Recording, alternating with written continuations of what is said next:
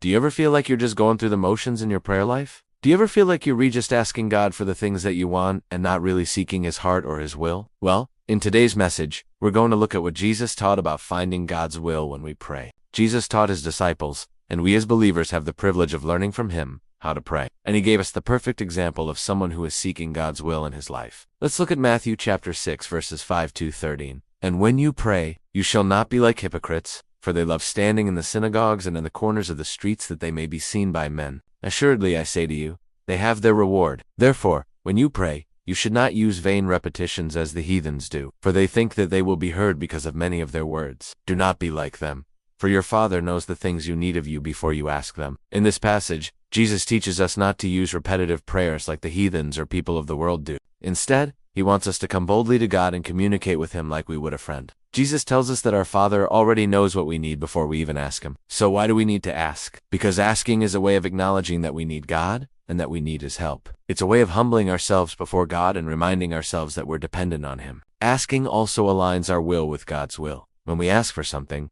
we're essentially saying, God, I want what you want for me. I want your will to be done in my life. So here are 3 ways to find God's will when you pray. First, ask God what you should be doing. In James chapter 4, verse 2, it says, "You do not have because you do not ask." When we don't know what to pray for, we can simply ask God to show us His will. We can ask Him to open our eyes and to make us sensitive to His voice. We can ask Him to give us wisdom and discernment so that we can know what steps we should take. Second, ask God for His opinion on a particular matter. In Proverbs chapter 15, verse 22, it says, "Plans fail for lack of counsel, but with many, to counsel them succeed." When we're torn between 2 or more options, we can ask God which option He would have us choose. We can ask Him to give us a clear indication of His will so that we can confidently make a decision. Third, ask God to help you obey His word. In John chapter 14, verse 15, Jesus said, "If you love me, keep my commandments." Keeping God's commandments is the ultimate way of finding and staying in God's will. So if we want to know God's will, we can ask Him to help us obey His word. We can ask Him to give us strength and power so that we can live lives that are pleasing to Him.